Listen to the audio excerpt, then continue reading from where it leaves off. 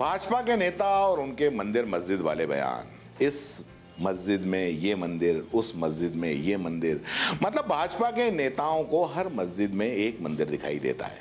खैर, ये इनके अपने तरह की राजनीति है। इनको लगता है कि एक बड़ा वर्ग इसी से खुश होता है और वोट विकास से या कोई जनहित के काम करने से नहीं आते, बल्कि मस्जिदों में मंदिर खोजने से आते हैं। तो फिर ये ऐसा ही करते हैं। या फिर हिंदू मुस्लिम ध्रुवीकरण से आते हैं तो ये ऐसा ही करते हैं। अब अजमेर में ख्वाजा मोइनुद्दीन चिश्ती गरीब नवाज की दरगाह के पास में जो 2.5 दिन का झोपड़ा है, जो हाल ही में एक मस्जिद है, उसको राजस्थान के जयपुर के एमपी रामचरण बोहरा ने यह बयान दिया है। पूरा बयान मैं आपको सुनाऊंगा। उनको वहां पर अंदर एक संस्कृत विद्यालय दिख गया है, लेकिन शायद इनका नाम आपने पहले कभी सुना नहीं होगा। रामचरण बोहरा नाम है इनका। भाजपा के एमपी हैं। लोकसभा चुनाव नजदीक हैं। इन्हें सुर्खियां चाहिए थी क्योंकि अभी तक नाम नहीं हुआ था। इतने 5 साल हो गए, अभी तक नाम नहीं हुआ। तो अब कोई विकास या कोई बहुत ऐसा जनहित का काम तो इन्होंने शायद किया नहीं कि इन्हें फिर से टिकट मिले या इन्हें फिर से वोट मिले और इनका नाम सुर्खियों में आए। तो इसलिए इन्होंने ये एक नया शगुफा छोड़ दिया। मैं आपको पहले भी खबरों के अंदर बता चुका हूं कि आजकल दरअसल सुर्खियों में आने का एक सबसे अच्छा तरीका है कोई भी विवादित बयान जिसमें हिंदू मुस्लिम ध्रुवीकरण साफ दिखे। ऐसा कुछ बयान दे दो, अगले ही दिन आप वायरल हो जाओगे। सारे मीडिया वाले माइक लेकर आपके पास में पहुंच जाएंगे, उस नेता के पास में मतलब, और फिर आप विवादित पर विवादित बयान देते रहो, आपकी दुकान चल निकलेगी। आए दिन रात दिन आप चैनल पे ये नेता चलते रहेंगे। अब देखो, इन्होंने ये विवादित बयान दिया और ये बयान देते ही चैनल की सुर्खियां बन गए ये रामचरण बोहरा, जो जयपुर के एमपी हैं। और मैं भी फिलहाल अभी खड़े हुए आपसे यही खबर की जिक्र कर रहा हूं।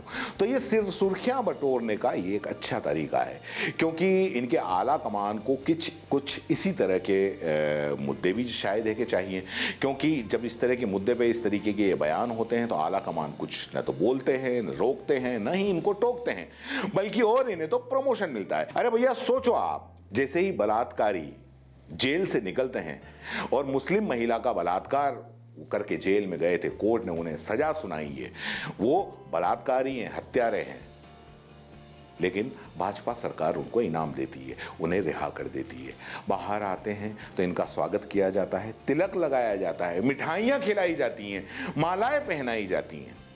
यही नहीं, जब एक मासूम बच्ची के बलात्कार के आरोपियों के पक्ष में भाजपा विधायक तिरंगा रैली निकालते हैं, तो भैया इनका भी स्वागत होना चाहिए। तो इन्होंने एक नए विवाद को राजस्थान के अंदर जन्म दे दिया है। सिर्फ हिंदुस्तान में ही नहीं, आपको बता दूं, पूरे विश्व में मुसलमानों के एक बड़े आस्था का केंद्र है ख्वाजा गरीब नवाज की दरगाह। यहां पर रोज हजारों लाखों जायरीन आते हैं। अब उसी दरगाह के पास में बने 2.5 दिन के झोपड़े में एक नया विवाद ये उठाने जा रहे हैं ये एमपी साहब। कहते हैं कि पुरानी संस्कृत स्कूल थी यहां पर। तो देखो, मैंने आपको कहा था कि इनका पूरा बयान सुनाऊंगा, तो देखो, इनको एक और मुद्दा मिल गया है और सुनो कि ये साहब क्या कहते हैं। सुनकर जाइएगा इनका बयान। शिला और नालंदा विश्वविद्यालय हम सब जानते हैं। मैं इस विध्वंस की उस करुण गाथा को भी आपके सामने रखना चाहता हूं, जो आपको अवश्य ही विचलित करेगा। हमारे राजस्थान प्रदेश में माननीय हमारे गवर्नर साहब यहाँ पर विराजे हुए हैं, इसलिए मैं आज ये बात रखना चाहता हूं।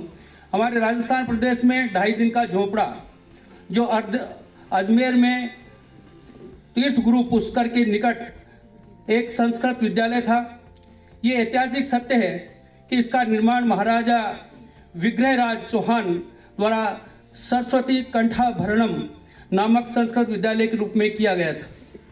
2.5 दिन के झोपड़े का निर्माण पहले से निर्मित संस्कृत महाविद्यालय को तोड़कर मोहम्मद गोरी के आदेश पर गोरी के गवर्नर कुतुबुद्दीन ऐबक ने 1194 में करवाया।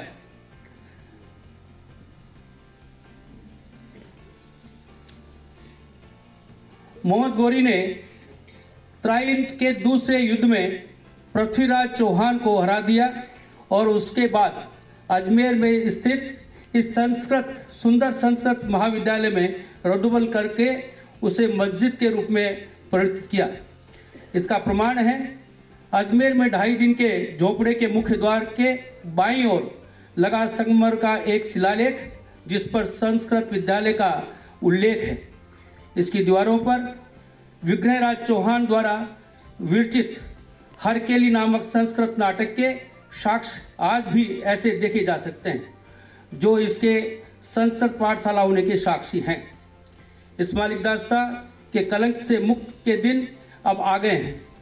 विकसित भारत में हम सभी आज शपथ लेते हैं कि गुलामी की मानसिकता को समूल उखाड़ कर फेंकेंगे। माननीय प्रधानमंत्री आदरणीय नरेंद्र मोदी के महान नेतृत्व में भगवान श्री राम अयोध्या में विराजमान होने जा रहे हैं। वे दिन दूर नहीं जब 2.5 दिन के झोपड़े में फिर संस्कृत भाषा में लिखे मंत्र गूंजेंगे।